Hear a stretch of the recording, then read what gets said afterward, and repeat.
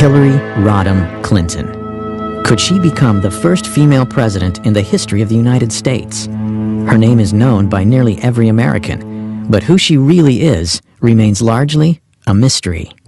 Hillary Clinton points to her time in the White House as a large part of her qualification for the job as president. But most of the news media has conveniently forgotten that her time as First Lady was mired in controversy. The core of the controversy is how truthful Mrs. Clinton has been in answering questions, sometimes under oath, about Whitewater and other matters. She was the First Lady to come under criminal investigation. In both Little Rock and Washington, D.C., she was plagued by numerous scandals.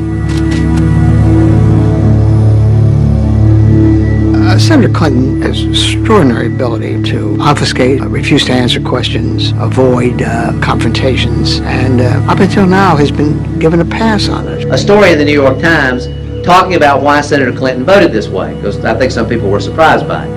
And her advisor said that she voted yes because she was moving from primary mode to general election mode. Primary mode versus general election mode? How about tell the truth mode?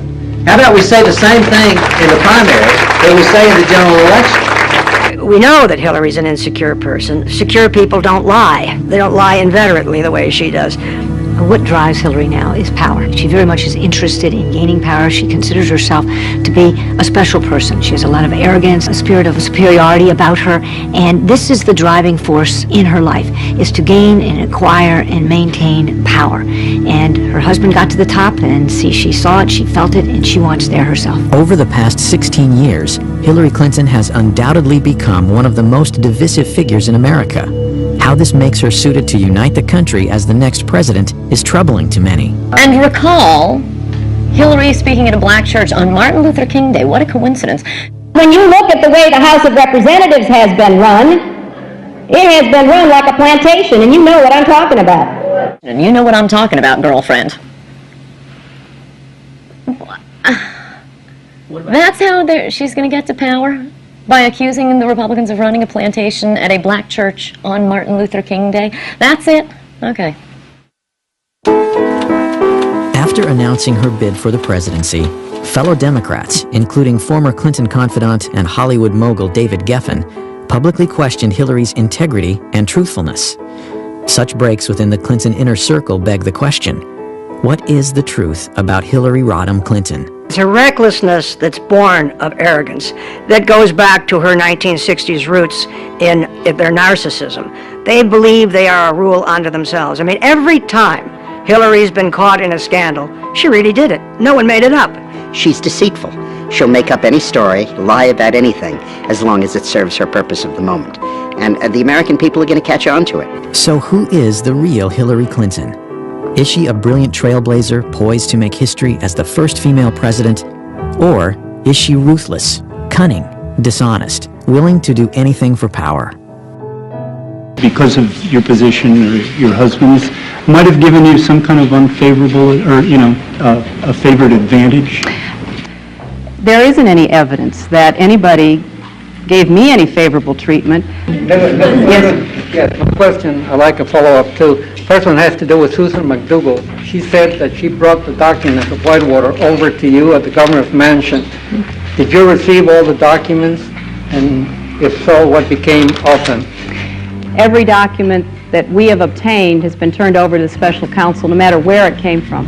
Mrs. Clinton, can you tell us what you know about stories about shredding of Whitewater documents down in Arkansas? Nothing. At the gubernatorial mansion? Oh, that didn't happen, and I know nothing about any other such stories. You know nothing about documents relating to Whitewater ever shredded anywhere that you know about or authorized or didn't authorize? Absolutely not.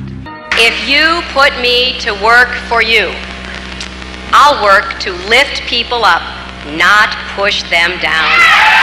I finally parted company with Hillary Clinton when I saw how she was using private detectives to investigate the women who were linked to her husband. Not to change him, not to reform him, not to make him a better person, but to cow the women into silence so that he could get elected president. I do not want that woman controlling the IRS or the DEA or the NSA or the FBI or the CIA. Not in a democracy, I don't. I mean, think of what it says about Hillary Clinton, that she was willing to put up with his open philandering, with anything in a skirt who wanders before his eyesight, all for the power. At least with Bill Clinton, he was just, good time Charlie. Hillary's got an agenda, and she's willing to put up with that to be president of the United States. She's got a to-do list when she gets to the White House. Hillary Clinton's Machiavellian behavior, her tendency to manipulate, deceive, and destroy for personal gain, is nothing new. This woman, now a hero to feminists, gained much of her power during the Clinton presidency from her ability to deal with her husband's infidelities. Bill was always heavily involved in the policies of his administration, but he left chasing down his women and silencing them, pursuing the scandals and lying about them, escaping culpability for any of the things in their past, to Hillary. She was his Nixon. She was his evil equivalent. She was the one who made sure that nothing got to him, because she was so good at it. And she was. Hillary's mastery of the black arts of attack politics is often skillfully cloaked in layers of deniability. But when she needs money, as all candidates do, her imprudence bewilders even her most loyal supporters. The pattern is a familiar one. Huge amounts of money are raised from political insiders, lobbyists, and special interest groups, and questions follow. In the summer of 2007, Hillary was forced to return nearly $900,000 from fundraiser Norman Shue, who is now under indictment for running a Ponzi scheme. During the White House years, it was the dirty money of a cast of characters that included Johnny Chung and Charlie Tree, both convicted of illegal campaign fundraising. I think it was Johnny Chung that said the White House was like a subway turnstile. You put the money in and you got in. And if his tokens were very large, of course. There's evidence that he collected money from a Chinese intelligence officer, and they were trying to influence our elections to gain access to decision-making powers in the United States so they would bend U.S. policy towards China.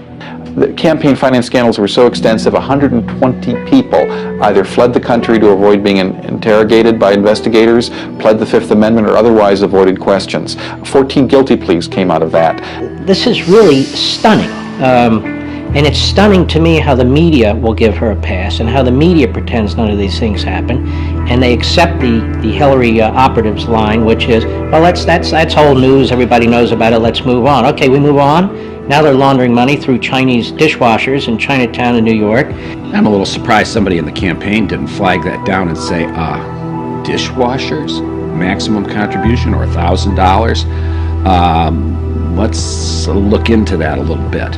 The Los Angeles Times looked into it and found that they couldn't find something like a third of these Chinatown contributors, and that they found other people who said they had no idea that they had made contributions. It looks like a clear case that somebody committed fundraising law violations, and the Clinton campaign at the least did not do due diligence to try and track that down. It was the most lavish affair of all. But her campaign said that it cost $400,000, not $1.1 million. So that they could use the other $700,000 for the campaign and use it to buy advertisements. Now the question is, did Hillary know it was a mistake? Of course she did. Number one, she was there and she knew it couldn't have only cost $400. Number two, she frequently urged Peter Paul to hold down the expenditures for it. Number three, after the forms were filed with the FEC, Peter Paul told her they were inaccurate, and Hillary continued to file inaccurate forms. And finally, the FEC investigated it and concluded it did cost $1.1 million. I want to thank Stan Lee and Peter Paul and Aaron Tonkin for their extraordinary hard work and leadership on this. The Clinton campaign ultimately paid $35,000 in fines for having underreported the cost of the gala. Aaron Tonkin says both Senator Clinton and her finance director, David Rosen, knew of his illegal financing schemes, including how he reimbursed celebrities who donated to Hillary's Senate campaign. They wrote a check where I told them to write it, the Senate 2000 from the invitation they received, and then I reimbursed them either 1 or 2,000, depending if 1 or 2 people came. I told our national finance director, David Rosen, and he just said, don't tell me anything like that. And I told the FBI. Is it possible that the senator from New York and former First Lady, the most experienced of all the candidates, was completely unaware of her finance director's dealings? Peter Paul awaits sentencing for securities fraud. He vows to spend the rest of his life trying to expose what he characterizes as Hillary's chronic pattern of corruption. Well, I think that, like William Safire said in the New York Times, Hillary's a congenital liar. Even David Geffen, who was a supporter of hers, commented on her facility with lying.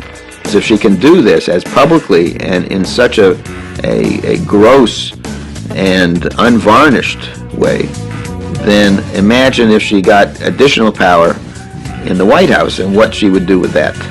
I can't think of any other politician in history who has shown such a disrespect and a contempt for the Constitution and the rule of law as Hillary. And I represented Richard Nixon's best friend, and I knew Richard Nixon. And I'll tell you something, she's no Richard Nixon, she's worse. I'm not asking anybody to like me or to trust me or even to believe me. I'm asking people to look at the record that is undisputed and to come to their own conclusions regarding the suitability of Hillary Clinton to acquire the highest office in this country. Let me say something that may not be great politics, but I think the Secretary is right. And that is that the American people are sick and tired of hearing about your damn emails. Thank you. Me too. Me too.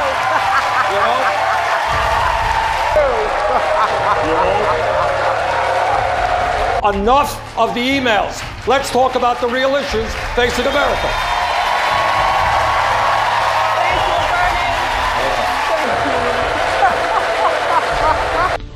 But evil men and seducers shall wax worse and worse, deceiving and being deceived. But continue thou in the things which thou hast learned and hast been assured of, knowing of whom thou hast learned them. Presently, the American people are being taxed 33% of their total income. History says we'll roll forward on momentum for a little while, but we'd better get some more gas in the tank pretty quick. You see, ours is not the first by George good government to arise on the world stage. There have been several. Rome, Spain, and Greece, and China, and each enjoyed about 150 years at its zenith. That's just about our time in the New World. And then each decayed away. Not one of them was ever destroyed by anybody else's marching legions. Each rotted away, morally, socially, culturally, economically, simultaneously. You know, one of the most cruel paradoxes of history is this.